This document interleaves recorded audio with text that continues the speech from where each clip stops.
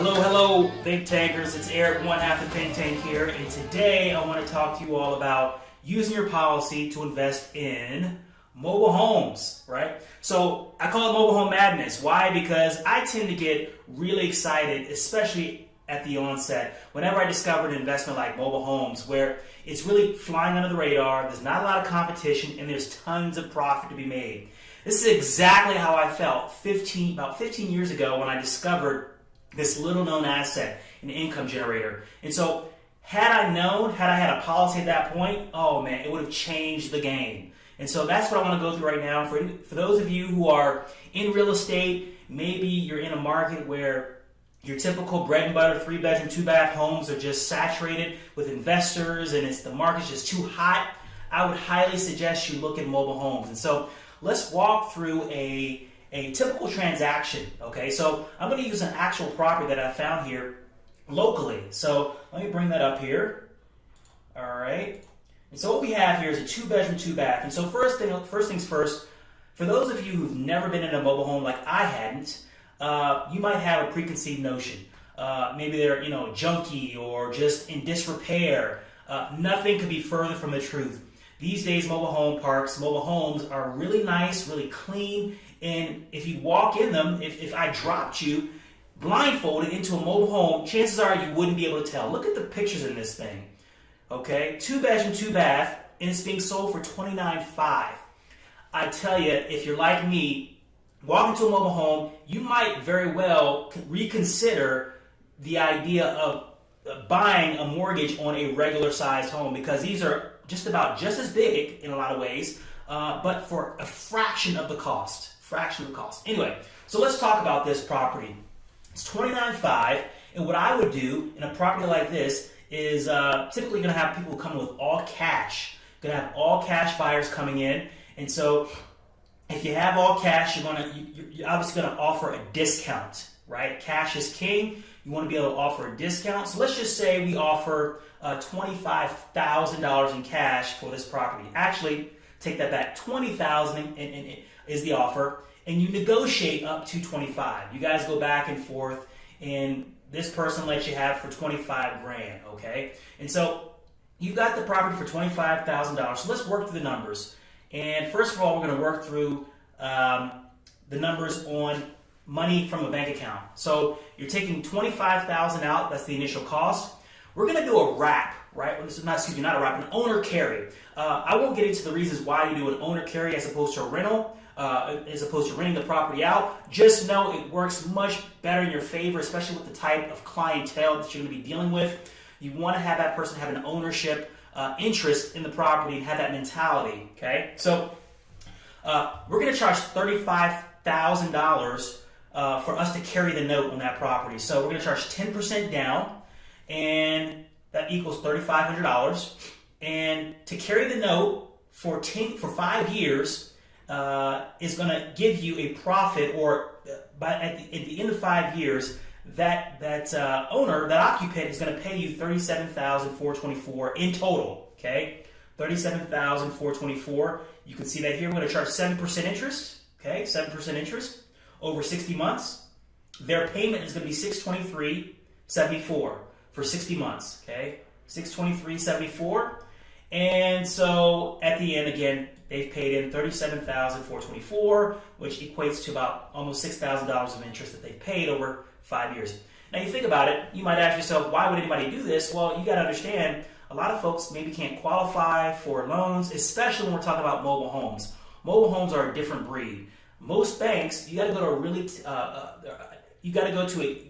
for a mobile home, you have to go to a specific type of lender, right? And so who knows what type of lending requirements are there in terms of that person's credit worthiness and what interest rate they're going to get. And so this could potentially be very marketable and very attractive for someone who wants to own their own home and have it owned outright in the next 5 years. Okay? Of course, you can stretch this out 10 years if you like. Again, up to you. Okay? So, again, $623 is that person's payment. And again, $37,424 is what they're going to be paying for the life of the property, for you holding the note. And so after it's all said and done, you've made $15,924. $15,924 over 5 years. Not too shabby. Not too shabby. Again, your initial cost was $25,000. You made $15,900 over and above your initial investment. Okay. Let's look at the banking policy. We have the same. $25,000 initial cost. We have the same down payment, and the payment that we're getting from the owner occupant is going to be $37,400. Again, same amount. However, we do have a loan that we took out from our policy because we're sourcing our money from the policy. We're having to pay 5% on that loan. Okay, so $31,500 is the loan balance, and over 60 months, we're getting charged 5%, and so the amount is $594. That's going back to the insurance company, right? But we're getting $623 from our occupant. All right, so we're making about $30 arbitrage or $30 additional profit from the loan that we're getting from our policy compared to the occupant's payment, right? So let's just assume we're pocketing that money over the next 60 months. So $30 pocketed over the next 60 months equates to $1,800, okay? $1,800. Not to mention, we have a policy loan. We're assuming that we have $50,000 total cash value in the policy, okay? And so if we take that number and we look at that from let's see here. You look at that from over the course of 5 years, $50,000. Let's just say your policy is earning 4%. We're going to be really conservative here. Over 5 years, your $50,000, again, because you're not affecting the compounding, earns you $60,833, or interest growth of $10,833. $10,833. So, when it's all said and done, what we have at the end of the day, by taking a policy loan compared to money from the bank, we have $28,000 from the banking policy. Why? Because our $50,000 of cash value we let remain untouched. Again, grows at 4% over 5 years, gives us we're much further along than we are from a banking policy. From a bank account.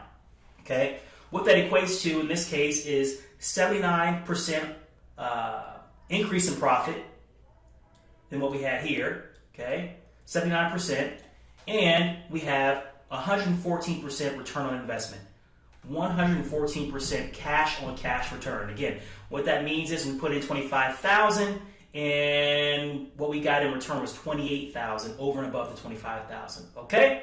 So, hopefully that sheds some light. Again, had I known about this, it would have changed the game for me.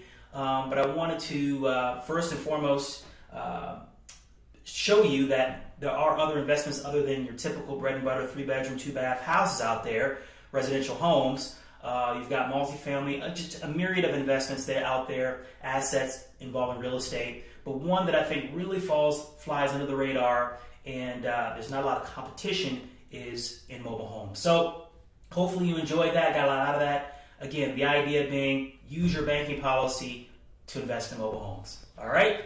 That's all. If you have any questions, shoot an email to me or Brian, and we'd be happy to get back to you. Or just post a comment. All right? Your prosperity, good takers. Take care.